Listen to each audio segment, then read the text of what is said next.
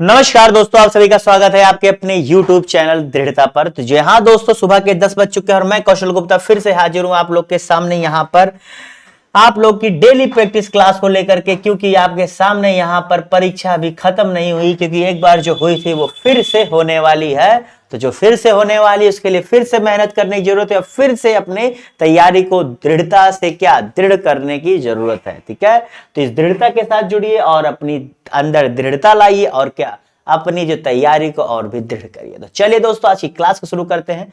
Class शुरू करने से पहले अगर आपने अभी तक मेरे YouTube चैनल को सब्सक्राइब नहीं किया, सब्सक्राइब करिए, क्योंकि यहाँ पर जो भी इंपॉर्टेंट चीजें होती हैं आपको देखने को मिलती है। किसी भी स्टेट के अगर कोई भी यहाँ पर अगर नोटिफिकेशन आता है उसको बताता हूँ। साथ ही साथ जो भी जरूरी चीजें आपकी तैयारी के लिए, आपके सपनों को पूरा करने के लिए, सारी चीजें यहाँ देखने को मिलती है। बाकी आप लोग जान ही रहे, डेली प्रैक्टिस सेट यहाँ पर सुबह 10 बजे चलाया ही जा रहा है। शाम को 6 बजे से बहुत जल्द जो है क्लासेस शुरू होने वाली हैं। इसके लिए आप लोग निश्चिंत रहिए। ठीक है, बाकी आप चीजें अपने सामने देख ही रहे। तो चलिए, आज का पहला प्रश्न है, सन 1908 में अखिल भारतीय, ठीक है, अखिल भारतीय मुस्लिम लीग की एक लंदन शाखा की स्थापना हुई थी। यानी कि यहां से देखिए, ये प्रश्न भी अपने आप में एक जवाब दे रहा है, जवाब ये दे रहा है कि अखिल भारतीय मुस्लिम लीग की एक शाखा लंदन में भी खुली थी, जिसकी स्थापना कब हुई थी? 1908 में। ठीक है, अब कह रहा है कि ये किसकी स्थापना किसने की थी। इन चारों में से आपको नाम पूछ रहा है, बताइए।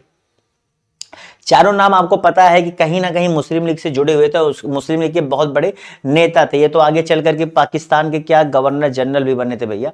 तो देखिए, जितने लोगों ने यहाँ पर अमीर अली जवाब दिया है, ये सही कर ले। अमीर अली जी ने ही लंदन में इसकी शाखा स्थापित की थी, और इन्होंने जब मुस्लिम लीग की स्थापना हो रही थी ना, उसमें भी इनका बहुत बड़ा योगदान था। और ये जो है बंगाल में जो है रह रहे थे। ठीक है, क्योंकि मुस्लिम लीग का उद्भव ही अगर आप देखेंगे तो वो बंगाल जो है वहीं से जो है हुआ है। जो क्या आपको पता है, पहले बंगाल बहुत बड़ा जो है एरिया था लोगों के लिए। अगले प्रश्न की तरफ बढ़ते हैं। अगला प्रश्न कह रहा है, अगर किसी वस्तु को, जी भैया कह रहा है, अगर किसी वस्तु को 8 किलोमीटर प्रति सेकंड के वेग से अंतरिक्ष में फेंका जाए तो क्या होगा? मतलब आप पृथ्वी पर खड़े हैं, कोई भी चीज लेकर आप फेंक रहे हैं। ठीक है, आप फेंक रहे हैं कितने? 8 किलोमीटर प्रति सेकंड के हिसाब से। तो बताइए क्या होगा? ये 4 ऑप्शन आपके सामने, बताइए इसका सही जवाब क्या होगा? जवाब दीजिए जी भैया, बताइए इसका सही जवाब क्या होगा? आपके सामने इसका जवाब क्या हो सकता है? तो देखिए दोस्तों, आपको पता है, आपने एक चीज पढ़ी होगी, अगर फिजिक्स पढ़ा होगा, कि किसी भी वस्तु को अगर पृथ्वी के क्या कहते हैं, गुरुत्वाकर्षण से बाहर लेकर जाना हो तो उसके लिए उसे पलायन वेग से जाने की जरूरत है। किस वेग से? पलायन वेग से। और पलायन वेग का मान कितना होता है पृथ्वी का? जी भैया, पृथ्वी का पलायन वेग का मान है कितना? 11.2 किलोमीटर प्रति सेकंड। लेकिन यहां पर कितना दे रहा? 8 किलोमीटर प्रति सेकंड। तो बताओ क्या होगा? होगा क्या भैया? वो पृथ्वी के गुरुत्वाकर्षण से बाहर नहीं जाएगा, वो वापस पृथ्वी पर चला आएगा। क्या होगा? वापस पृथ्वी पर चला आएगा। क्यों? क्योंकि पृथ्वी के गुरुत्वाकर्षण से बाहर नहीं जा पाएगा ना, ऑब्वियसली सी बात है। चलिए अगले प्रश्न की तरफ बढ़ते हैं। अगला प्रश्न है, पानी की अस्थायी कठोरता के लिए निम्न में से कौन उत्तरदायी है? पानी की अस्थायी कठोरता के लिए बताइए। कैल्शियम और मैग्नीशियम के क्लोराइड सल्फेट, कैल्शियम का बाइकार्बोनेट, मैग्नीशियम का बाइकार्बोनेट, या फिर सिल्वर एवं पोटेशियम के क्लोराइड्स। आपको यहां पर जवाब देना है, बताइए क्या होगा। ठीक है, चलिए जवाब दीजिए दोस्तों। देखिए, अगर आपसे पूछा जाए कठोर जल का वैसे फॉर्मूला क्या होता है, तो CaOH2। ठीक है, CaOH2 यहां पर होता है। और इसके जो यहां पर कारक उत्तरदायी होते हैं दोस्तों, तो यहां पर इसका सही जवाब आपका क्या होगा?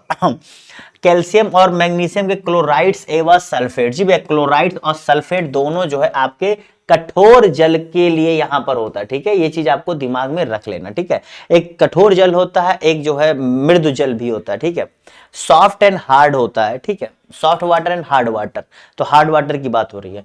आयोडीकृत लक्षण में रहता है, मतलब जो आयोडीकृत लक्षण, उसके अगर स्पेसिफिकेशन में आयोडाइज्ड है, ठीक है, आयोडीकृत है, तो उसमें क्या होगा? मुक्त आयोडीन होगा, कैल्शियम आयोडाइड होगा, मैग्नीशियम आयोडाइड, पोटेशियम आयोडाइड होगा। बताइए इसका सही जवाब क्या होगा?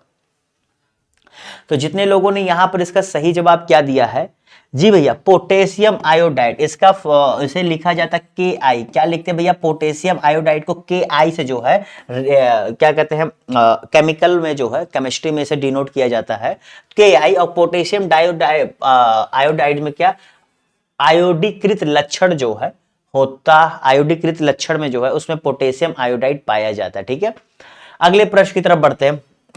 अगला प्रश्न यहाँ हार्मोन दिया है और यहाँ पर उसका जो है दिया है कि उसका क्या संबंध है। तो इसमें से मैंने आपको करीब करीब 3 तो बताया हुआ है, इसमें से 3 मैंने आपको बताया हुआ। देखिए मैं आपको बार बार कह रहा हूँ, कल भी यही चीज कहा था, आज भी यही चीज कहूंगा, हमेशा जब भी प्रश्न का रिवीजन होगा कहूंगा शॉर्ट नोट्स यहां से बनाओ, उसको रिवीजन करो, फिर देखो तुम्हें पता है कई चीजें जो आज हार्ड लग रही है ना वो आगे चल के इजी हो जाएंगी। क्यों? क्योंकि यार तुम प्रैक्टिस कर रहे हो, तुम टाइम वेस्ट नहीं कर रहे हो। और प्रैक्टिस जो कर रहा है ना वो क्या कर रहा है, शॉर्ट नोट्स बना रहा है। जो प्रैक्टिस कर रहा है शॉर्ट नोट्स बना रहा है, रिवीजन कर रहा है, वो चीटिंग नहीं कर रहा है अगर ना, तो यकीन मानो उसके लिए जो चीजें आज हार्ड हैं कल आसान हो जाएंगी। क्योंकि हार्ड कब होता है, जो तुम्हें पता ना हो, पता है तो आसान है, सीधा सा फॉर्मूला है, तो पता कैसे होगा, more and more practice, that's a easy thing. चलिए, तो यहां पर आपको देखते ही समझ में आ गया होगा कि देखिए इंसुलिन आपका क्या होगा, ग्लूकोज हो गया। तो सी का 4 कहां कहां दे रहा है, तो सी का 4 यहां दे रहा है, यहां दे रहा है, यानी कि बी और डी कैंसिल। ठीक है, चलिए इसे और मैंने आसान कर दिया। एस्ट्रोजन का मैंने क्या बताया था, दिमाग लगाओ, थोड़ा सा दिमाग लगाओ, आ गया दिमाग, चलो बताओ। तो जितने लोगों ने यहां पर क्या जवाब दिया, देखो एस्ट्रोजन का मैंने आपको क्या बताया था, स्त्रियां। ठीक है, क्या स्त्रियां बताया था। एड्रेनलिन का क्या हुआ था भैया, जो आप थोड़ा सा किसी भी चीज को देख करके आप जो रिएक्ट करते हो ना, क्रोध भय खतरे को, वो आपके एड्रेनलिन हार्मोन की वजह से होता है। और आपका फेरोमेन जो आपको नहीं पता था यार, जब तुम्हें 3 पता एक नहीं भी पता हुआ क्या दिक्कत है, खुद आपको लगा दो। और यहां से आज से हमें यह भी पता लग गया कि जो फेरोमेन हार्मोन होता है वो गंध के बोध से साथी को आकर्षित करता है। गंध से यानी कि स्मेल से आप जो है उसे आकर्षित करते हैं। ठीक है, वो फेरोमेन होता है बेसिकली। अब इसे क्या बता, छोड़ो, इसे क्लास में नहीं बताऊंगा, अगले प्रश्न की तरफ बढ़ते हैं, वरना कुछ अलग मोड पे चला जा सकता है।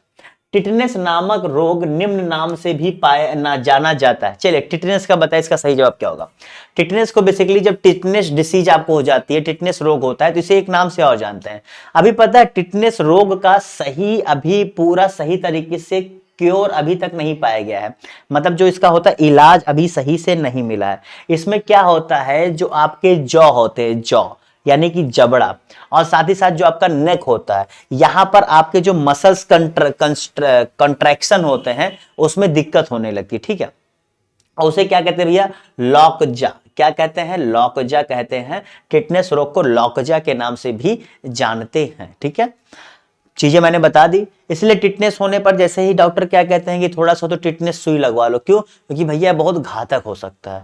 और टिटनेस में आदमी, देखिए टिटनेस का सबसे बड़ी प्रॉब्लम क्या है, आपके प्रतिरोधक क्षमता का भी बहुत बड़ा असर पड़ता है।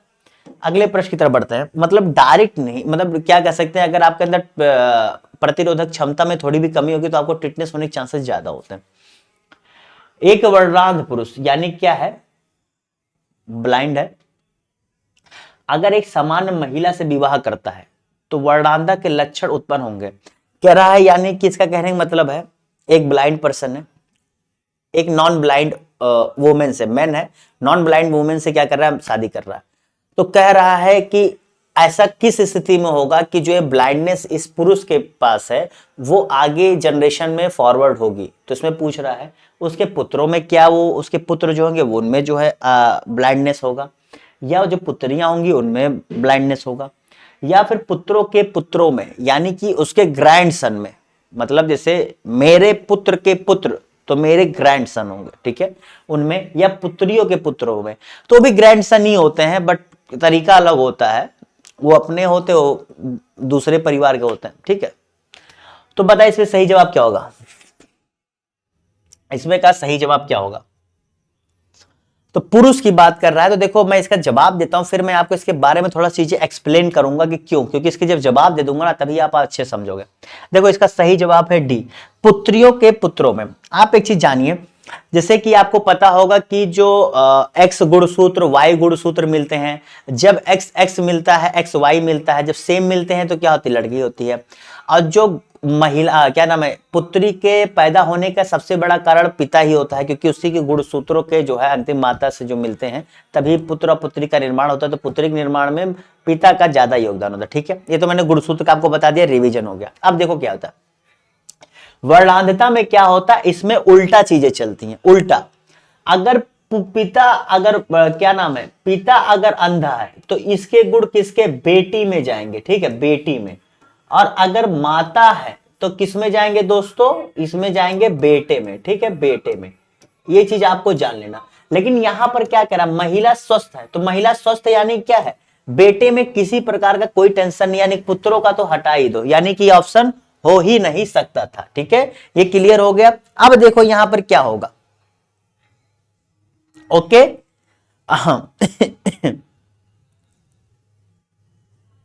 अब यहां पर क्या होगा, माता समान है लेकिन पिता में दिक्कत है ना, तो ऐसा जरूरी नहीं है कि बेटी में होगा, नहीं बेटी में नहीं होगा। इसमें क्या होगा कि बेटी इसको कैरियर करेगी, मतलब इसके लक्षण आगे आने वाले जनरेशन में, मतलब बेटी से जो पुत्र पैदा होंगे उनमें ये पाया जा सकता है। ठीक है, तो इसीलिए यहां पर क्या ऑप्शन लगा, पुत्रियों के पुत्रों में।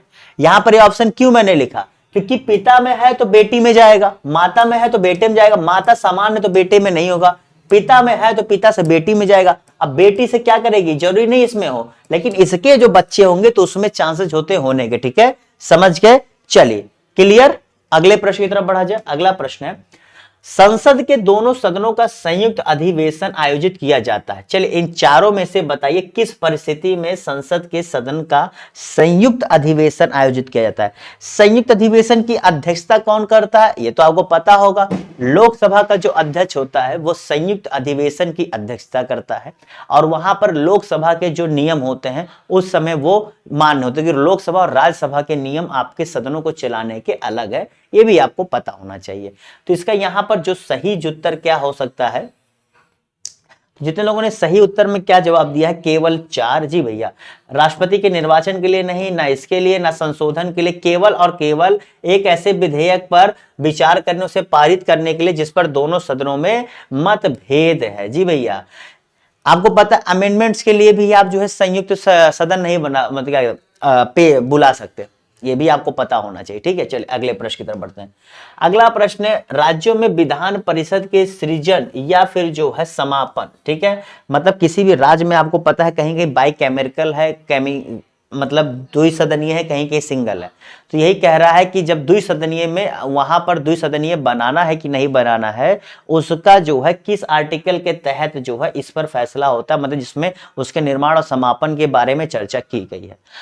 तो बहुत ही डायरेक्ट बेस्ड क्वेश्चन है। जितने लोगों ने यहां पर इसका सही जवाब क्या दिया, जितने लोगों ने यहां पर इसका सही जवाब क्या, अनुच्छेद A169 जवाब दिया और सही कर लीजिए। देखिए अनुच्छेद 368 किससे संबंधित है, आइए इस पर चर्चा कर लेते हैं। अनुच्छेद 368 संविधान संशोधन से संबंधित है। अनुच्छेद 69 किससे संबंधित है, जी भैया अनुच्छेद 69 जो आपके वाइस प्रेसिडेंट के क्या नाम है, शपथ और उनके शपथ लेने से संबंधित है। ठीक है, जो अनुच्छेद 69 है वाइस प्रेसिडेंट यानी कि उपराष्ट्रपति संबंधित है, और अनुच्छेद 269 जो है ये जो किस प्रकार के राज्यों पर जो है कर लगाया जाएगा उनकी जो है पूरी लिस्ट तैयार करना, ये जो है इसमें शामिल किया गया है। ठीक है, अनुच्छेद 269 में। ओके, चलो अगले प्रश्न की तरफ बढ़ते हैं। अगला प्रश्न है, भारत की आत्मनिर्भर समाज व्यवस्था का वर्णन करते हुए किसने कहा कि भारत की ग्राम व्यवस्था छोटे छोटे गणतंत्र है।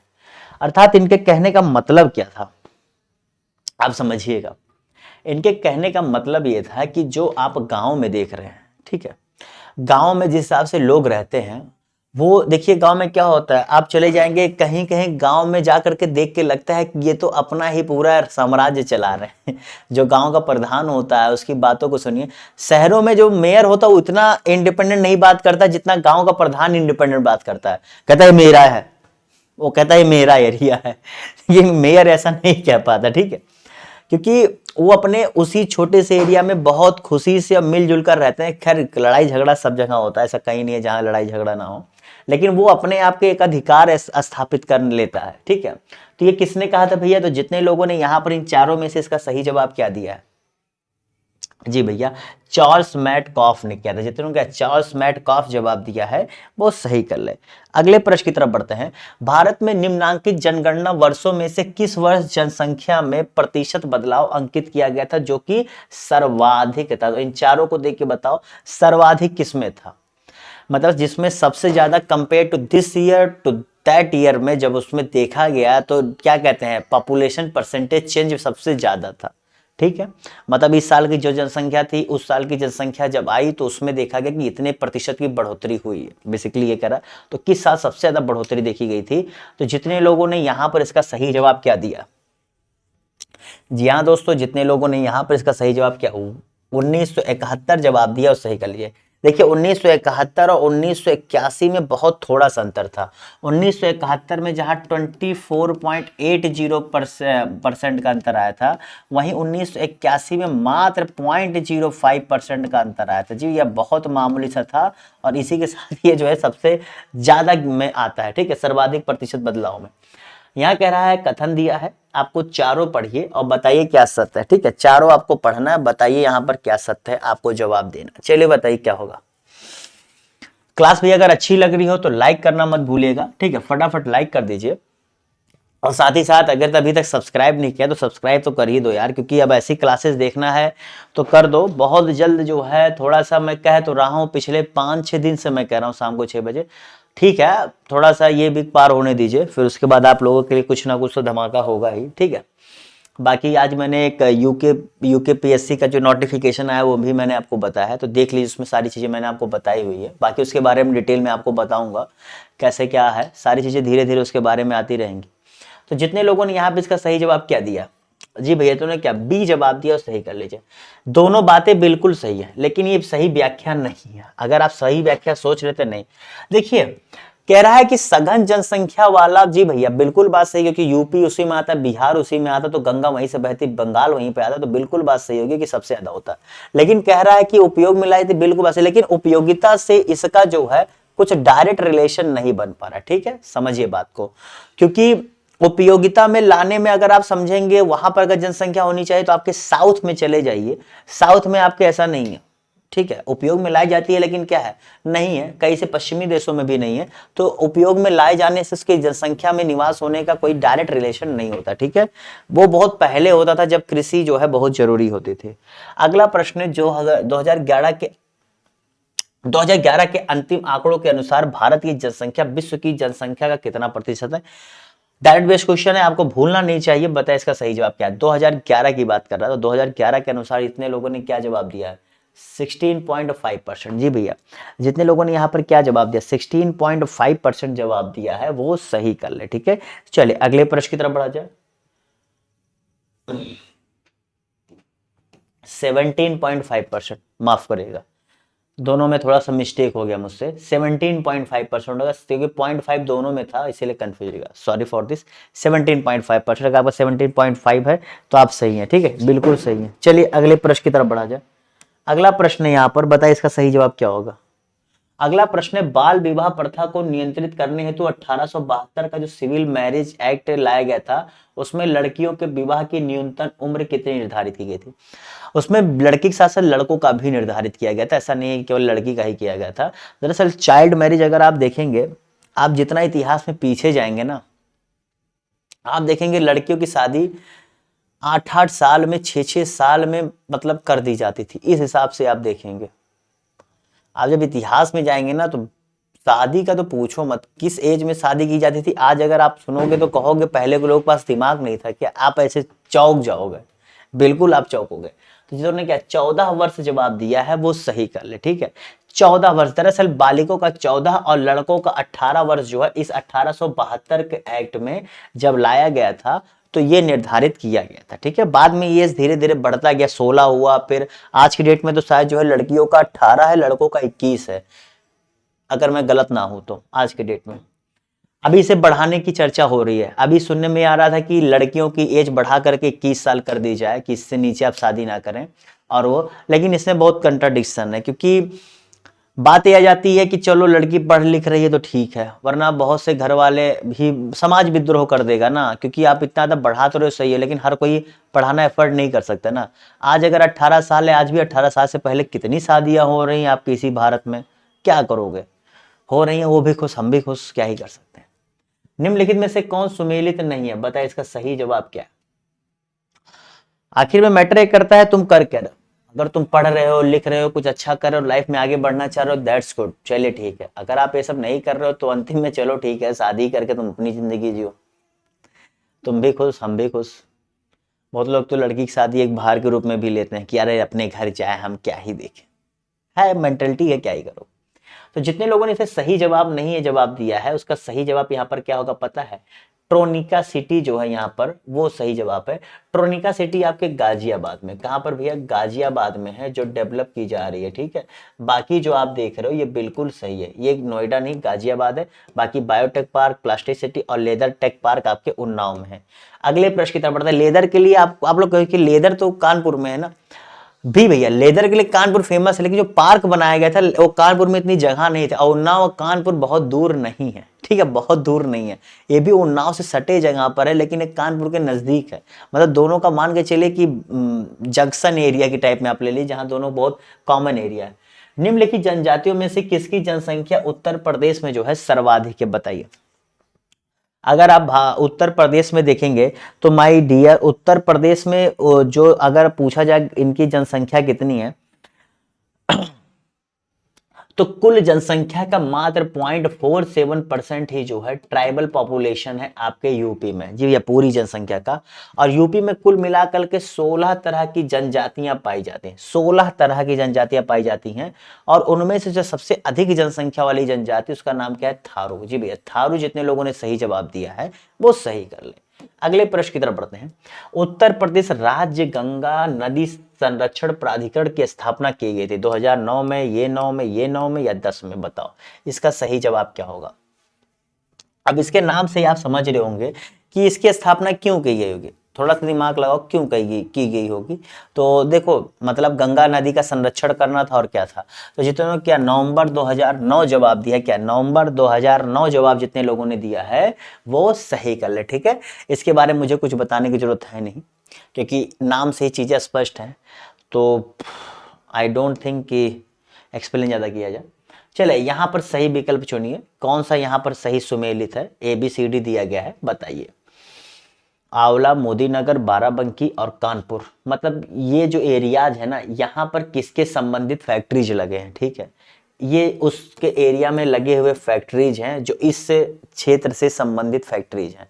ये उस एरिया है, वहाँ के लोकेशन है जहाँ पर ये फैक्ट्रीज लगे हैं, ठीक है, क्लियर। अब बताओ, आपको प्रथम दृष्टि में अगर प्रश्न नहीं समझ में आया था तो मैंने उसको एक्सप्लेन कर दिया कि बेसिकली ये प्रश्न में क्या दिखा करके क्या पूछना चाह रहा है, ठीक है। तो देखिए, आप लोगों में से यहाँ पर इसका सही जवाब क्या होगा, थोड़ा सा देखिए, समझ दीजिए, जवाब बताइए क्या होगा। तो जितने लोगों ने यहाँ पर इसका सही जवाब क्या दिया, जितने लोगों ने यहाँ पर इसका सही जवाब क्या दिया है, देखिए, आंवला आपके किसके लिए, उर्वरक के लिए है। मोदीनगर किसके लिए, रबर के लिए है। तो A का 2 और B का 3, A का 2 और B का 3 यहीं पर है, तो इसका सही जवाब क्या, B हो जाएगा। बाकी बाराबंकी आपके पॉलीफाइबर के लिए, कानपुर आपका विस्फोटक के लिए है, ठीक है, क्लियर। चलो, इससे संबंधित यहाँ पर उद्योग देखने को मिलेंगे। हाँ, उत्तर प्रदेश में निम्न तापीय संयंत्रों में से कौन एनटीपीसी का नहीं है, मतलब वहां पर एनटीपीसी प्लांट नहीं लगा है। ये यूपी के ये चारों मतलब ये चारों क्षेत्र आपके यूपी के हैं, लेकिन इन चारों क्षेत्रों में से एक जगह पर जो है आपके एनटीपीसी का प्लांट नहीं लगा है, यही वो कहना चाह रहा है, ठीक है। तो बताइए वह सही जगह कौन सी है इसके हिसाब से जहां पर प्लांट नहीं लगा है, ठीक है। बताइए इसका सही जवाब क्या होगा। तो देखिए दोस्तों, जितने लोगों ने यहाँ पर इसका सही जवाब क्या दिया, ओबरा। जी भैया, ओबरा का जो है यहाँ पर नहीं लगा है एनटीपीसी का प्लांट। ऊंचाहार कहाँ है, रायबरेली में। टांडा कहाँ है भैया, आपके अंबेडकर नगर में। औरैया तो औरैया जिला है ही, इसमें बताने की जरूरत क्या है। तो ये तीनों जिलों के अनुसार मैंने बता दिया, ठीक है। चलिए अगले प्रश्न की तरफ बढ़ते हैं। अगला प्रश्न है, भारत की अर्थव्यवस्था के संदर्भ में निम्नलिखित घटनाओं में कौन सर्वप्रथम घटित हुआ। चलो बताओ भैया, इसमें अनुसार पूछ रहा, बताइए, जवाब दीजिए। देखिए, अगर इन चारों में आ रहे होंगे तो सबसे अंतिम में मैं बता दूं क्या हुआ है।